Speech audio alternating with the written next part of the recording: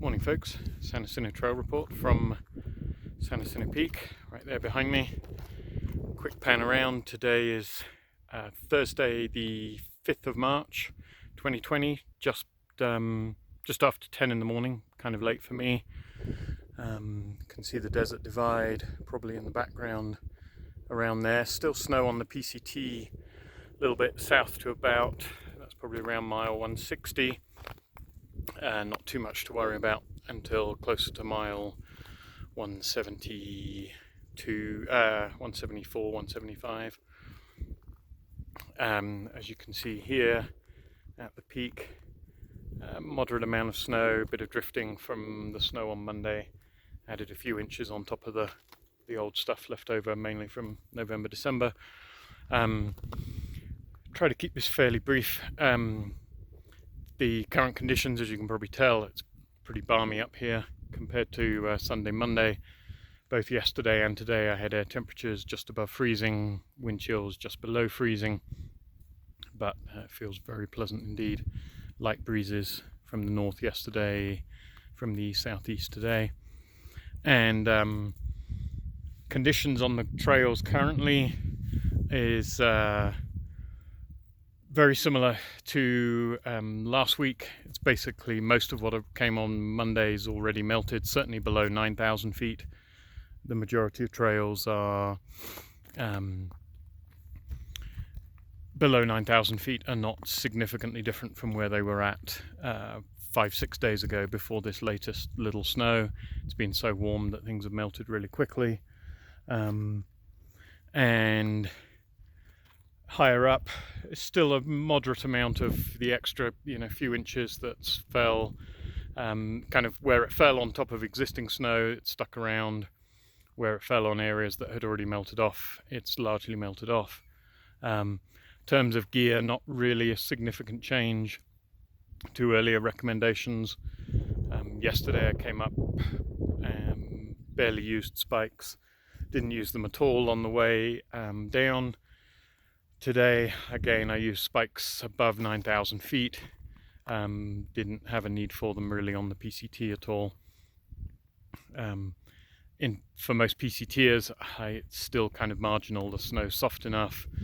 Certainly in the afternoons, it's getting very soft, powdery enough in most places. That said, on the PCT, there are currently no tracks, to the best of my knowledge, between about mile 181.8, which is Annie's Junction.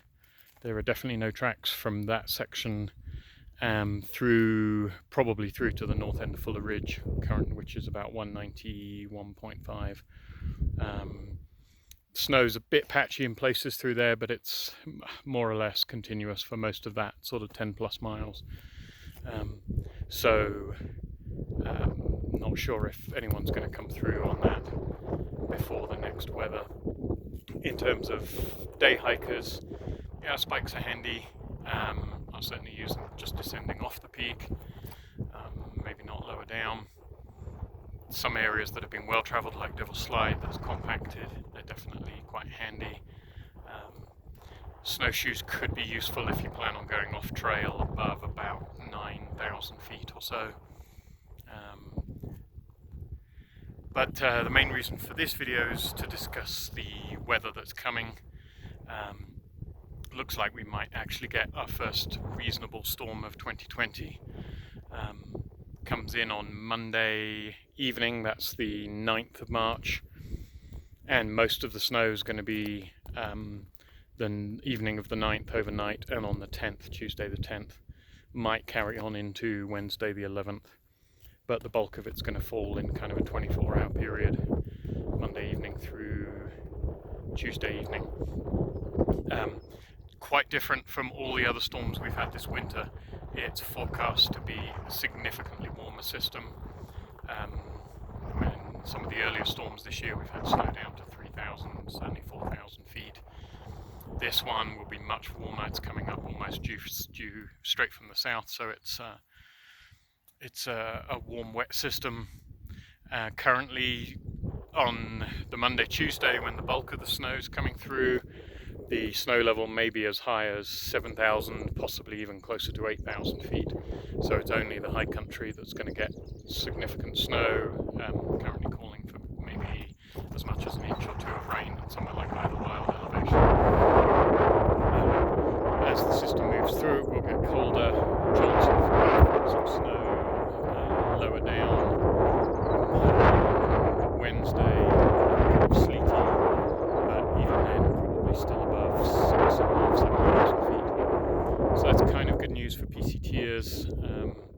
Certainly as far as somewhere like about 160, maybe 168, 169, there might be little or no snow at all. And in fact, what snow's there at the moment might well get washed away. For higher elevations, current prediction for the peak here is potentially as much as 2 feet, pretty much all Monday evening and Tuesday. And the cutoff for snow might be, like I say, as high as 7,500 feet for significant snowfall anyway. So I guess really a heads up to PCT hikers if they're coming through in the second half of March. Maybe have a contingency plan if hiking through moderate to deep snow isn't part of your plan. Then think about potentially getting off at about the Spitler Peak trails around 168.5, getting off to Idlewild there, and then maybe getting back up on Black Mountain Road. You can pick up the trail again at the north end of Fuller Ridge at 191.5, and that'll basically avoid anything above about, certainly anything above 8,000 feet, which should pretty much take care of most of your snow issues. Something to think about anyway. It had looked like we were going to lose pretty much all of our snow by the end of March, but with this system coming, looks like we'll certainly have snow probably now until the end of April for sure. That's assuming we don't get anything else later in March or April, which we don't really know yet. So that's a heads up for that coming, and as you can tell, as always, another beautiful day up here at San Jacinto Peak, and safe hiking everyone.